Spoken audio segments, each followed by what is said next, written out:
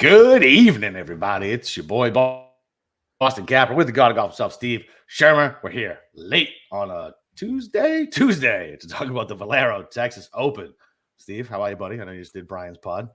I'm doing good. I'm a little bit running on fumes right now. I feel like my voice is going to blow at any given moment. But we actually do have two shows tonight. We will talk about the Valero, which I am already sick of talking about this week. Spending two shows talking about it in a previous show for a tournament that I ultimately think is probably the third least important golf tournament to actually watch this week.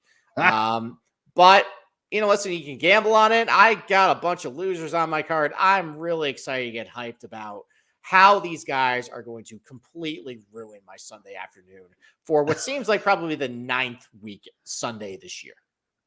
Yeah, I mean, we've been close, so close, lots of second places, and this is such a tournament where fucking jabronis win. Like Spawn hit it fucking 200-1. Corey Connors is the only tournament he can win. Fucking Matt Kuchar plays well here. Figure it out. Like, what a weird fucking tournament. But look, it is what it is. Like you said, we can bet on it. I'm more excited to talk about Liv on the next show. But I don't know if there's anything to be gained to learn this week, but maybe we can see if anybody looks like shit going into the Masters. Maybe that'll help eliminate some of the placement bets for the Masters, because I think there's 5 guys who win the Masters. Maybe 5. Yeah, I mean, I talked about on BK's show that I've started to put together kind of like an outright pool of there's 3 tiers. There's guys that are firmly in it right now. And I tried to basically classify it like this: as I feel like after the final play of the Masters drops and we see the one, we're like, okay, like that was pretty obvious. Right. Like, and if you just look closely enough, saw what they were doing coming in, like it shouldn't have been a surprise. So I have that tier of players, which is really only like 8 guys that I can just kind of build like narratives and stories in my head about, like, okay, like for example, like I understand I don't like Joaquin Neiman's number at all, but considering how well he has been playing this year, if he ends up just proving everybody wrong and winning the Masters, it'd be like, well, that was obvious. Like he's been playing great golf, like stuff like that. Is what I'm he topped 20 last year on his first appearance. I got him at he's my only pre-bet at the Masters, and I got him at like 75. Okay. So there's those guys, which is like 8 guys. Then I have another like 8 or 9 guys that are on the radar that would surprise me in the moment, but upon reflection, probably wouldn't be a surprise that I'm considering betting. And then I have like 35, 40 guys that I'm just like, absolutely no shot, not would even consider betting at this point, which has actually kind of helped whittle down the field a little bit, which is kind of nice. Cause like I've gone into a lot of these Masters of just saying like, like a guy like Victor or JT be like, all right, maybe if the number drifted a little bit here, like I'll end up betting it. But like me just crossing some of these guys off already from the jump is pretty liberating. But I mean, there are a couple of guys at the top of this field, which is probably why I feel like I'm not all that excited about it. There's a lot of top players in this field that are just struggling right now that I'm really only looking for just a scouting report of how these guys are actually doing to maybe either give me some hope that things could turn around or consider, okay, maybe I'll consider for a top 20, top 10, we'll see what happens. I think it was Bamford who I heard say, and it makes sense. I didn't even think about it like this. Like, if you go back through the past winners, other than Decky, they've all been 16 or 1 or shorter over the past few years. Like, it's been Scotty, Ron. I mean, what fucking 20 since 2020? Yeah, so DJ. Yeah, so it's only 3 of 4 then, because Tiger was like 25-1. Before that was Patrick Reed at like 70-1. Yeah, okay. Sergio was like 45-1. Will was 65-1. So it's really only been that 4-year period, but that's kind of what I'm talking about. Like DJ, not a surprise at all. No. Scotty, not a surprise at all. Rom, not a surprise at all. Hideki was a surprise. But it was a surprise, but he was at least hitting the ball really good. Yeah, exactly. So like that fits like my on the radar, probably should have seen it coming, not super obvious right now. Like that would be that type of guy. So, I'm trying to, between now and I've only have 1 bet in for the Masters at this point. That's one thing I got. Who you got? So between now and then I'll add some more guys, but we already got top of the I bet Sahith at 70. No, Okay. he finished 10th He finished 9th last year. I know. He's I been hitting don't the know. ball. He's been hitting the ball great. I don't know. Just I don't know. I guess I can't see it in my mind's eye, right? I just can't see it. Okay. I feel like he has been one of the top 7 players on the PGA Tour this year. Oh yeah, no, I don't disagree with that. I don't disagree with that at all. And to me, that's enough to put you in consideration, considering he had a close call at Phoenix, almost won the Century Tournament Champions at Kapalua, which has a big crossover of guys who do well at that golf course to here, play really well at the Players. He has done enough for me at big time events to say, okay, I can buy you being in the mix at the Masters, given how you're hitting the ball, what you're good at, the fact that you finished top 10 last year anyways. Yeah. To me, that qualified. Yes. I know. All right. Well, you want to talk about the Valero? So, hold on. Am I he's only won a fort. Is the Fortnite is the only? I'm trying to look it up real quick. He's only won Fortnite, right? He won the Fortnite last fall. So technically, when we're going to do the game next weekend, he's won. Okay. All right. Okay. Yeah. You know who doesn't though? Cam Young doesn't fit still. Cam Young stinks. Never win a golf tournament. Blows. All right. Okay. All right. So Xander is not winning the Masters. Shut up. That would be one. Well, you heard me on Andy's show. My feeling. So once again, it's always background noise when I'm listening to stuff while I'm working, so I miss big things. Okay. Refresh my memory.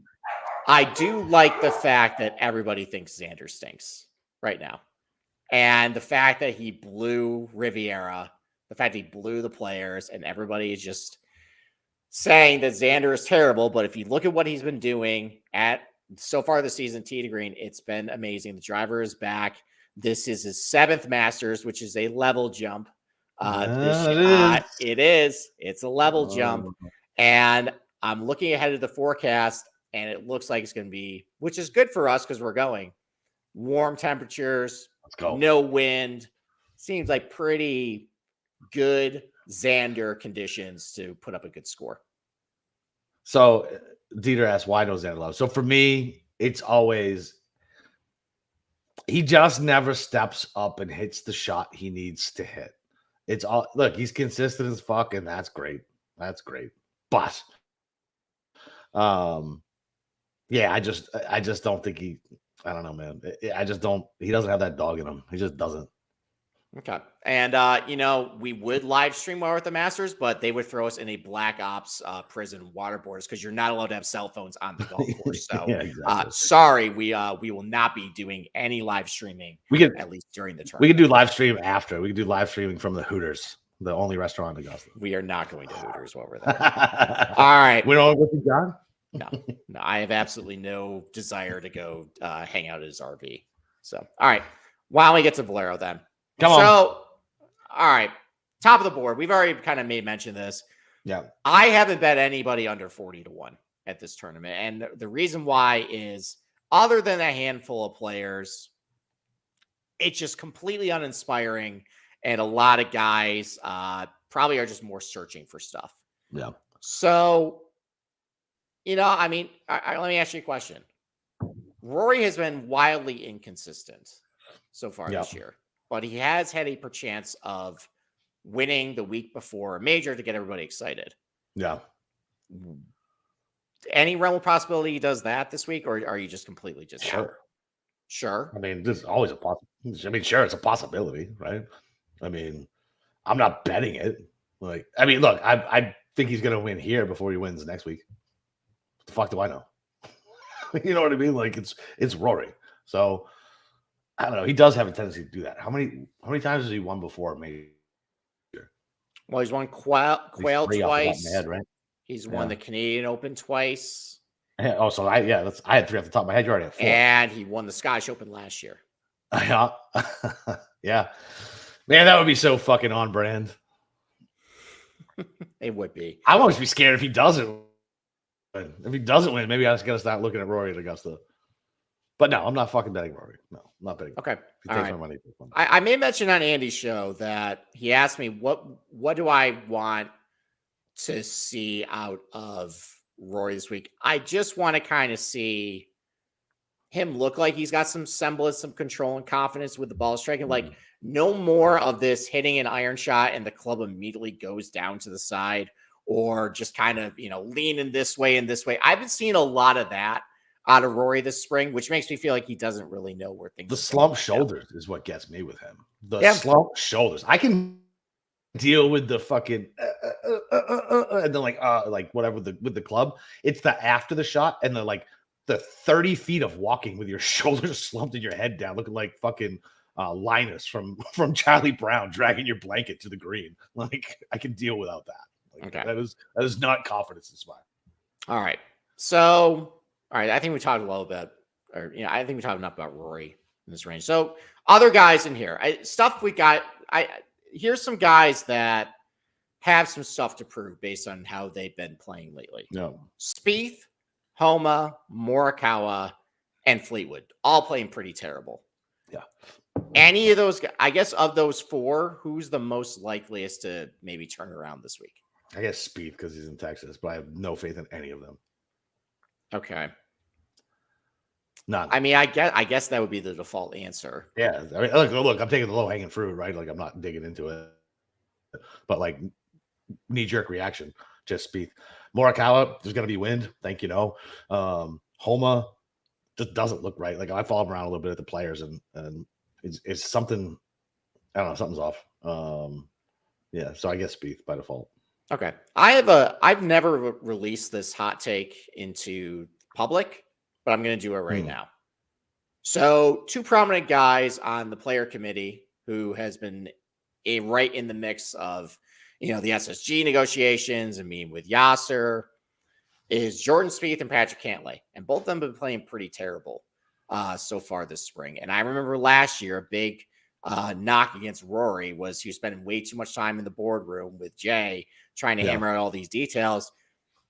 You wonder if maybe that's been a little bit too much of a distraction with all this stuff going on that's been taking a little bit from this game because Spieth has just been looking pretty bad. Just like bad. Like nothing's working. Like usually if the driver's not working, he's scrambling his ass off and he's fucking chipping in and draining 60-foot pots and like none of that shit is working right now. Yeah. None of it. So I don't have any appetite for those guys. I guess the guys I had appetite for 30 to 1 or less were just in a vacuum, Ludwig, outright price regardless. Yeah. Ludwig. Hideki has been playing really good. And Fitzpatrick. Yeah. Why don't you start talking about Fitzpatrick? So you put that fucking stupid goddamn earworm in about the weights. And then I looked at what he did at TPC. I looked at that. I looked at it pretty long, man. And look, my card is wide the fuck open. The lowest bet guy I have is 60 because I got to talk to you about a couple guys other than that. I looked at that one long and had, but you know me, I hate rooting for him. I hate it. But I like money more. So I really looked long and hard at that one. 25, I feel like it's a fucking really good number for him.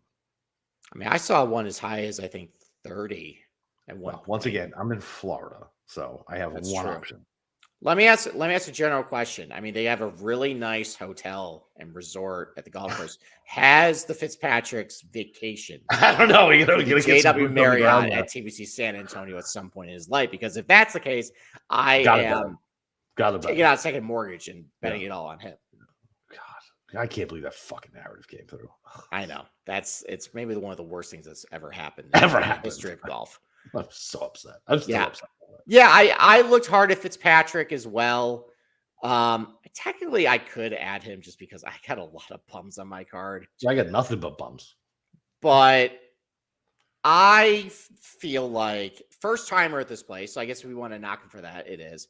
I just feel like the overall vibe at some of these non-designated events this year has been just these guys who, have a lot of brand name behind them. Yeah. Just aren't really looking at this week. They're looking ahead. Yeah. And I think that's why we've been seeing a lot of the results we've been seeing. And it seems like that's been the case ever since post June 6th last year, where just the oxygen has been taken out of the room. And I just end up just looking down the card of guys who just have a little bit more to prove. And I stuck with that. I said, okay, who do I think has actually something to play for the most part? There's a couple exceptions I made, but who's just been playing good golf that maybe just a little bit under the radar that really could use a win. And I feel like with Fitzpatrick, even though I am tempted because something has changed, I always love betting a guy if I see a variable change, kind of like with Finau last week. If I knew that he switched up the driver and got that fixed, like I probably would have been a little higher on him. And he drove the ball great. Same thing with Fitzpatrick this week. Now he's driving the ball great. But I didn't end up betting him. I kind of just stuck to my gun saying, okay, I'm going to bet basically losers this week. I like it.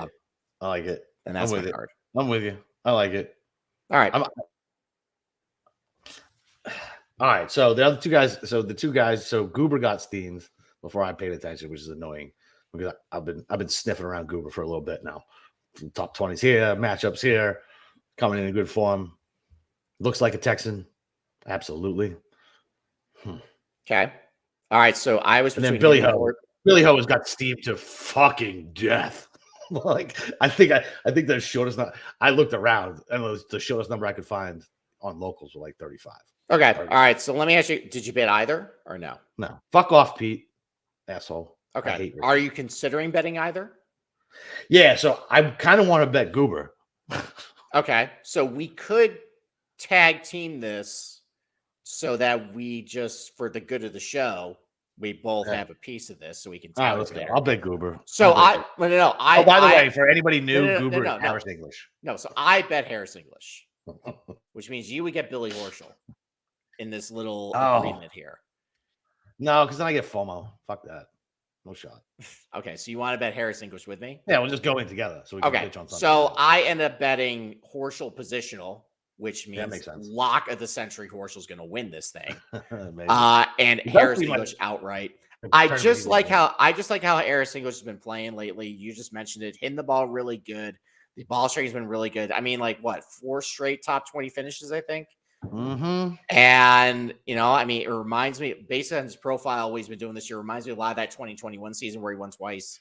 Oh, yeah. And with Horschel, it just seems a little bit too obvious.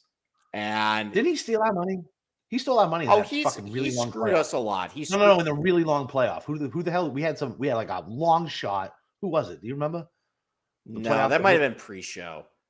But at Wyndham, we had him and he boned us. I had him at Wyndham again last year and he boned us. Yeah. So I was not on him at Memorial when he won. I was not on him at Match Play when he won. So, but look, I am notoriously known for breaking ties for two guys and picking the wrong guy and only been in position for the other one and get my consolation prize. So I would advise the audience, because I bet Harris English, to just hammer Horschel this week. Because nothing I love more than a popular narrative that I'm not on ends up cashing for everybody. It was Hickok. We both had Hickok. I just looked it up. I did not have Hickok. I thought we had Hickok. No. Why would I ever bet Kramer Hickok would I ever bet Kramer Hickok in any situation? That's fair. Yeah. That's fair. Okay. That wasn't pre-show. No, that was 2021 Travelers. Yeah. That wasn't pre-show. Fuck, we would do this for a minute. We would do this since 2020 Wyndham. There's a lot more gray hair on my head at this point. Mine too. I'm starting to look like that. Like the old wolf with the fucking gray in the beard. What, you mean the wolf from Pulp Fiction? Oh, listen, I love the wolf. Yeah, there you go. You kind of look a little bit like Harvey Keitel. Okay. I can do Harvey. Harvey's the man, dude. He's still fucking kicking. He was good in that movie. Sucked overall, but he was good in The Irishman. He was good. Yeah, he was good as what was his name? The head of the Philadelphia mob boss. Yeah, Angelo Bruno. Yeah, I like how they always, for every guy they showed, they always stopped the camera and just said, "Got his brains blown out in 1992." Yeah, that was a nice touch. Except half that movie. So that movie was so historically inaccurate. I know. It's so as somebody who's I guess a mob aficionado, right? It was very frustrating as shit to watch because Sheeran never did any of that shit. No, it was complete. It was complete BS. The story. I thought it was just an entertaining movie. Yeah, when I rewatched it the second time, I took my I hate how inaccurate this is off, and I watched other than The De Niro CGI stomp out scene still probably one of the roughest things. One of the roughest things I've ever had to watch. In real life, that shopkeeper would have kicked his ass for sure. Oh, so bad. That was so bad. So All right, let's get back to talking about some more losers. Okay, so I bet Harris English. Okay, I'm gonna join you. I like Google. Okay, yeah, Horschel's a positional for me. I thought about Norn as well, but you know what? That's gonna be positional too. That just seems. He was storming on Sunday. He was doing pretty good, but again, like I guess with Norin, if we thought it was crazy to bet him 30-1 at Houston in a way worse field than this field is, yeah. Like, why would you then just bet him again? If you felt that way last week, why are you betting him at 31 this week in a better field? So, yeah, that's a good point. Yeah, I get it. Okay, I'm never a Norin guy, so yeah. Well, let's talk about a guy who you're also a never guy who's a loser. If Jaeger, notorious loser Jaeger, can win last week, Christian Bazane, who can also win a tournament. So this is my guy. This is my loser. You have plenty of losers. I know what you always talk about. No, listen, yeah, I know. Listen, we all got our own losers. Yeah, I get it. But listen, but to be fair, we saw him in person up in your neck of the woods. We went to the PGA, and I don't know, he didn't impress me. No, he is Mr. Top 40. Yeah. But listen, I tried to just go for guys that I don't think he's in the Masters, so he has something to play for. Hitting the ball really good pretty much all year. He's good not in the top 50? No, I don't think he is. Gotta be. I don't think he's in the Masters. So okay. I think it's Horschel. Billy Ho's not in the Masters, right? Horschel's not in the Masters. Norn is not in the Masters. Bazane, who's not in the Masters. So yeah, those guys have something to play for. Interesting. And I just like how he's been playing so far this year. When the winds kick up, he's pretty good around the green. So I like that. And I just tried to look for guys who are trending with their irons that has been in the mix towards the top of the leaderboards this year that I think maybe can get it done. Okay. All right. So what are losers you got? So I'm never this guy. This is the first time I'm betting this guy. Just because he irritated me because everybody on Twitter really liked him because he had his girlfriend as his caddy in the Corn Ferry or some bullshit.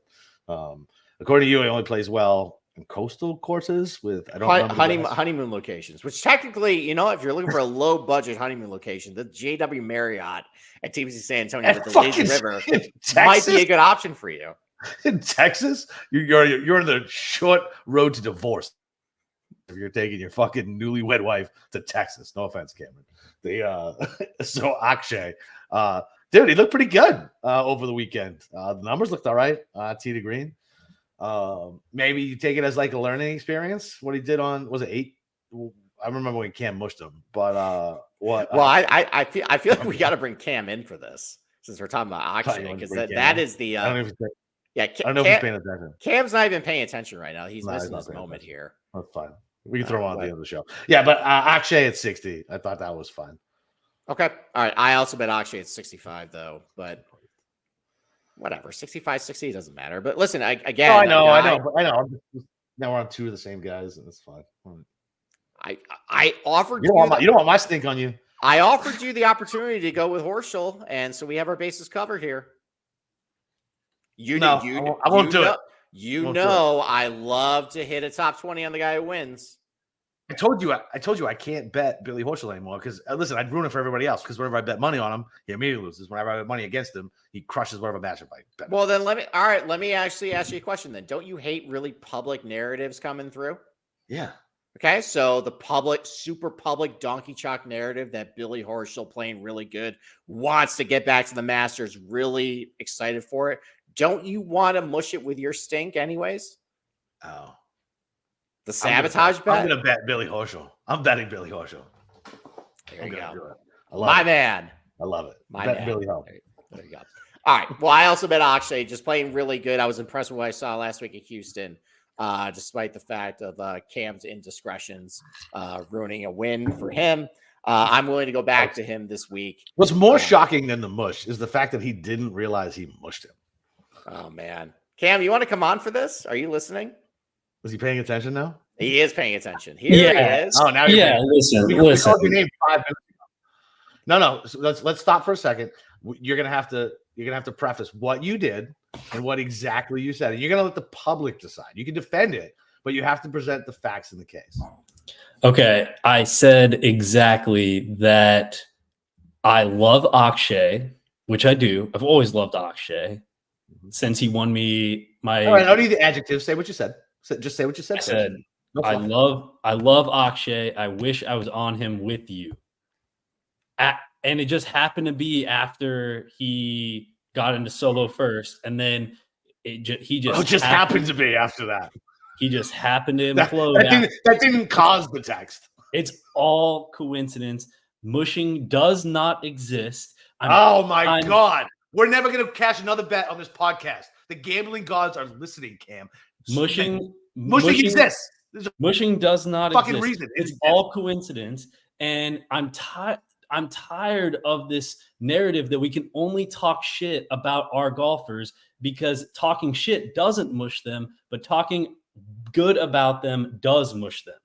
And it's ridiculous. Yes. I can't even create Twitter content because when I post a video about a golfer who's on the top of the leaderboard, I get texts saying, take that shit down.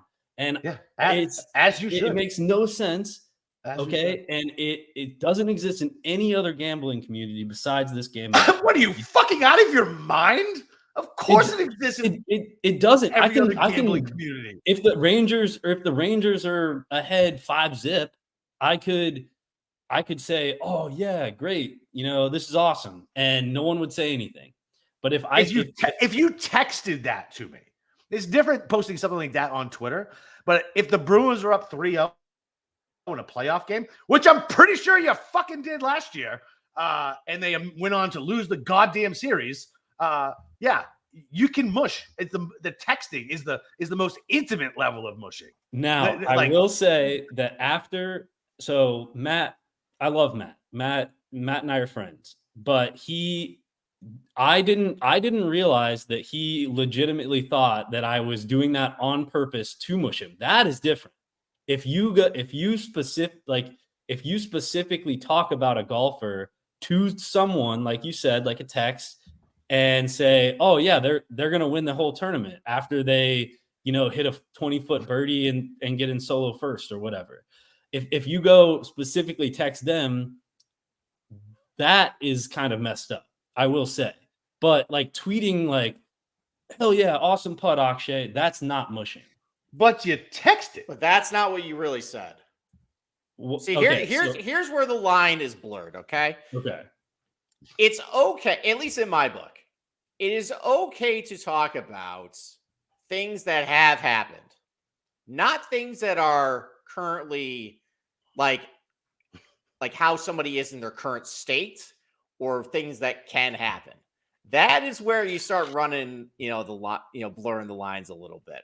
For me personally, as the voice of reason on this show, and I talk a little bit on BK's show.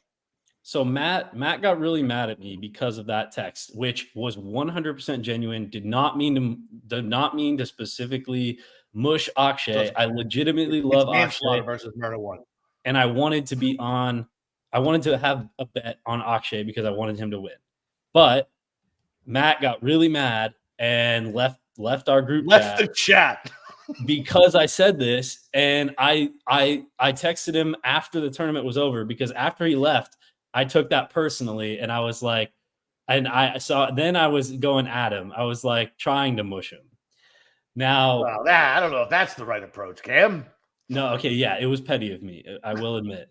But I texted him after, and I was like, "Hey, are you like legitimately mad at me?" He's like, "Yeah, you texted me just to mush me," and I was like, "No, I did not." Oh, he thought you did it on purpose. Yeah, he thought I did it on purpose. Just didn't know you're a moron. Yes. I didn't do it on purpose. I actually like Akshay. Now, then I wanted to make a point. So I mushed. I had a 55-1 Stefan Jaeger ticket. So you got a Jaeger ticket too? Oh, I had a Jaeger ticket. Man, the plot. So then I started trying to mush Jaeger, and even though I had a ticket, and he still won. It doesn't exist. No, so here's the deal. Once you had committed this sin, you going out of your way to try to mush your own golfer The gambling gods were never going to allow that to happen. They just weren't. Well, they You did. I you- won. I So- have all the money in my account right now. Yeah, you did, and you just mushed one of your buddies' golfers for it. That's all. All right. The example that I always come back to was what did you text to Brian when Harmon was on the back nine at the U.S. Open? Oh, that's fair. That's fair. Yeah. Oh, you mean the Open? Yeah, He got tons of texts like that. Like I know. Brian is much more popular than us, and he got a lot of texts like that.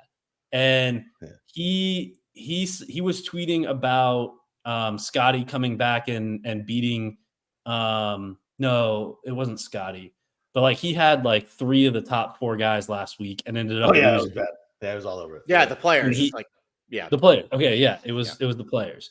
And he went back and he blamed his tweets about Scotty coming back and winning and beating all his guys. He blamed his tweet for him losing. Right. Which it makes no sense. It doesn't exist. So here's the thing, and I explained this with the BK, is that Cam, you're right. This mushing doesn't really exist. Absolutely. What we do is betting golf is so traumatic and so volatile that we have to blame some sort of mystical force to make us feel better and rationalize how something horrible has happened to us to keep us betting next week. Because otherwise, if you get kicked in the nuts like I have every single week betting Keegan and Sam Burrs lose to a fucking amateur and having 3 of the 4 guys the players and seeing that blow, and then having my dad's retirement party ruined the next week of the Valspar by Mackenzie fucking Hughes, I have to rationalize it by something either you say or that someone else is say, just to make myself feel better, to keep myself going. Because otherwise, I would quit and probably just bet, I don't know, NASCAR or something. So that is why that's it serves a purpose to make us feel better at the end of the day. And it's not actually real. You're absolutely right. What really bothers me about it is the fact that we can say like, oh, Stefan, you suck. Yeah. But we can't say that's called the reverse mush. You're trying to help the golfer. I know. That's what bothers me is reverse mushing. What, trying to help the golfer versus mushing the golfer? No, just like positive vibes instead of negative vibes. Yeah. So that's your generational divide, right? Between mine and yours. There was the carrot or the stick. My generation from coaches and everybody else got the stick. No fucking carrot. You suck. Do a lap. Like not, oh, hey, you can get it back better next time, Johnny. No, sometimes you need the stick. You don't need the carrot. And sometimes these guys in the gambling universe. I get what you're saying. I guess it can just come across as like a little too negative sometimes, as opposed to like, because I know that's a good analogy there. It's like coaching versus, but it's also it like you coaching a golfer that is on your screen. I love how you were just about to deep dive yelling at a ref for a bad call. Like, all right, we gotta get back. We got back to Valero. That was a good Discord right there. Thank you, Cam. Great Cam minute. Shout out. That was Cam 15 minutes, not Cam minute. All right, bye, buddy. Love All right, thank you. All right, let's get back to talking about more losers. The Valero.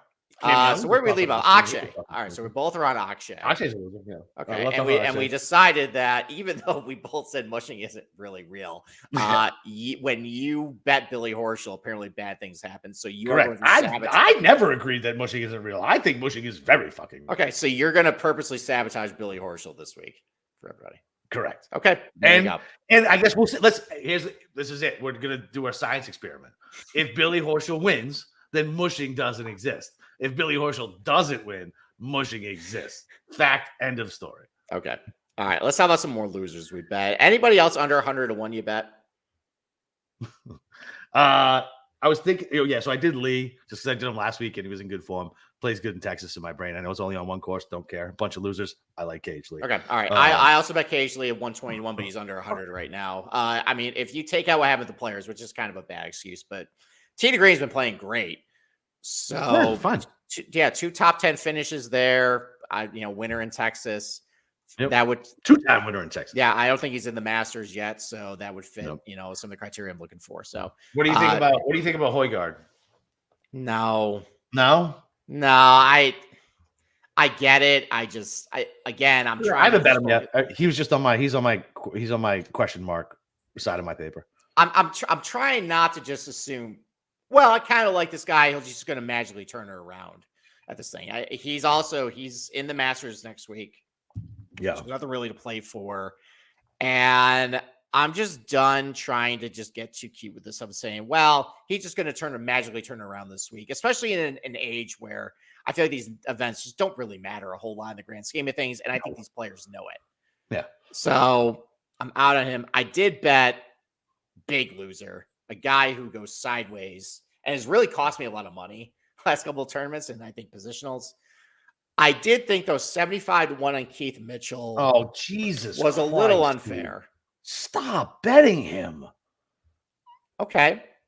I mean, dude, that meltdown was legitimately one of the worst we've seen. It was bad. I will give you that, but he's been hitting the ball great. He's got a couple good finishes here, not in the Masters. And I don't think know. I saw that visor in person. It's offensive. He was stuck in a bush. He was very flabbergasted when he was stuck in a bush. We were 3 feet from him. He hit it.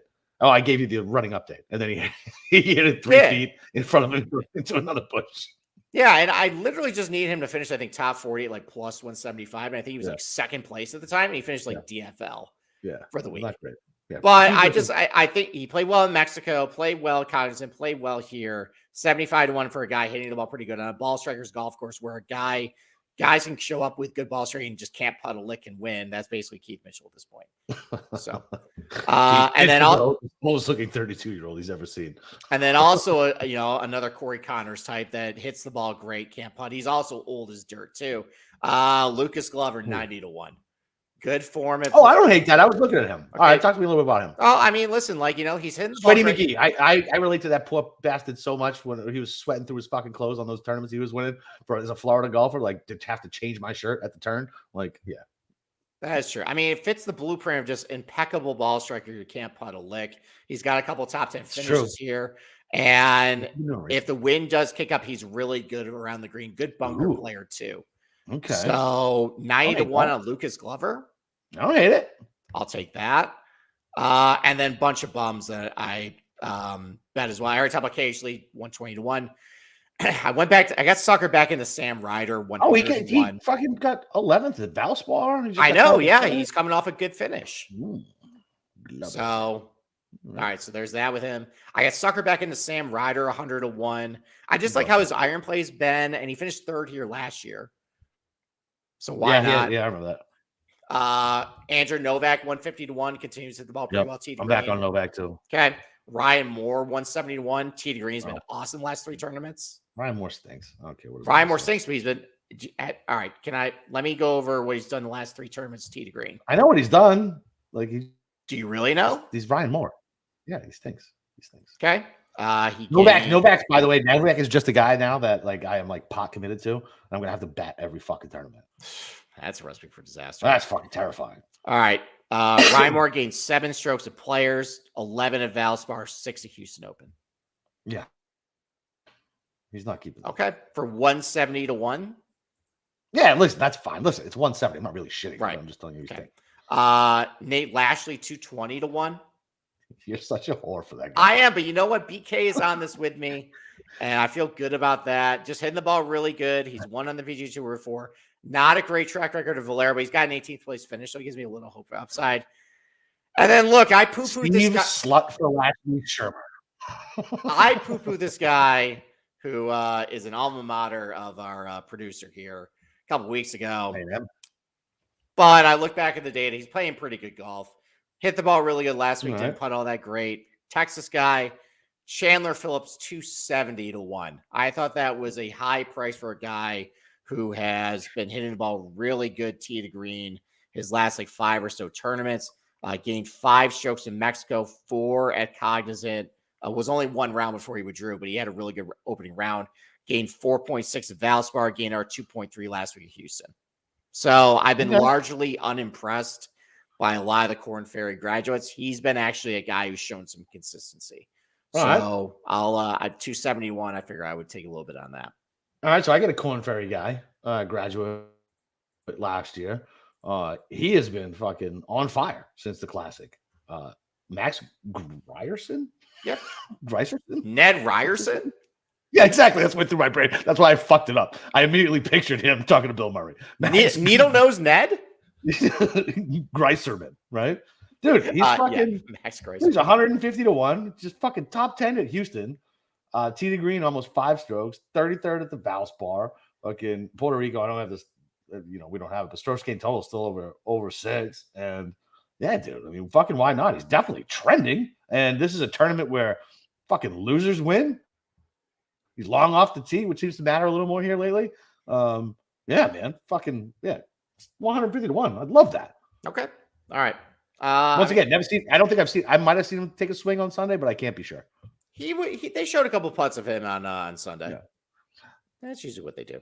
So, all right. I don't have anything else. I think we spent half the time. I think we spent half the time talking about mushing and half the time talking about Valero. So That's fine. Yeah. It's all relative. But I want to run through my bums, and you tell me why they suck. Okay. I'm going back to Seamus at 150. He was showing form until he got that Keith Mitchell stink on him on Sunday. He was fine. I considered Seamus for the outright this week, so I don't mind that. He's been playing good. He's been playing good. And then if he wasn't, you know how it goes when you golf with somebody. Keith Mitchell's hitting off the fucking planet, hitting out of the parking lot on the first hole, and Seamus goes sideways. You know what I mean? So he got that Mitchell stink on him. I'm going back to Matthias Schmid. Okay. He was a back 9. It was a 5 to 1 or a 4.5 to 1 top 20 I had. And I'm going like T22 last week. I'm going back to the well on him. And then I like this Toasty cat, man. I don't know shit about him. I feel like he aggravates other players. Yeah, I'm 130 to 1. A guy who was in the running to win the tournament last week.